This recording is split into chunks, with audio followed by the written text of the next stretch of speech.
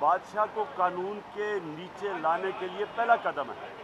हम इसको बड़ा खुशाइन चीज़ समझते हैं पाकिस्तान की जमहूरियत के लिए, अपने मुस्तकबिल के लिए।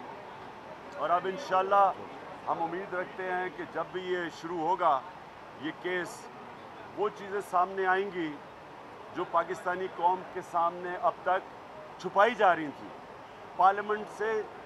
पार्लियामेंट के सामने असूलन तो वहाँ अपने आप को इनको एहतसाब के लिए पेश करना था, जो उन्होंने ऑफ़र भी किया प्राइम मिनिस्टर ने, लेकिन पेश नहीं किया।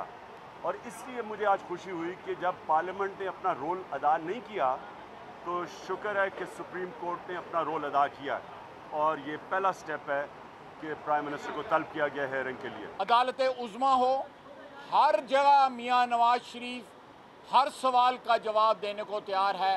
एहतसाब से हम घबराते नहीं।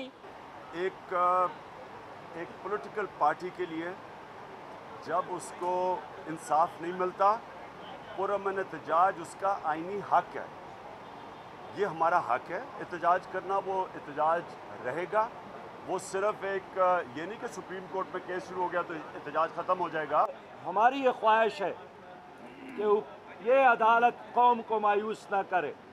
मैं एक पार्टी की तरफ से नहीं, मैं 20 करोड़ आवाम की तरफ से आया हूँ और मेरे साथ मज़ीद मेरे दोस्तों ने जो पिटीशन जमा की है वो भी आवाम की तरफ से है। कोई ज़ाती झगड़ा नहीं है, कोई पर्सनल क्लेश नहीं है, खालिस और खालिस इस कौम के मुस्तकबिल का मसला है।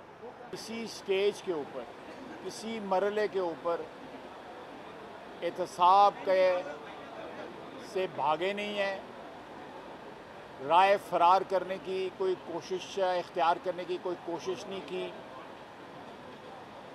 जैसे जैसे चाहे पार्लियामेंट का फोरम जो है वो इस्तेमाल करने की कोशिश की है, हमने वहाँ भी जो पार्लियामेंट्री कमेटी बनाई है, इलेक्शन कमीशन का फोरम इख्तियार करने की कोशिश की है, हम वहाँ भी मौजूद हैं। और आज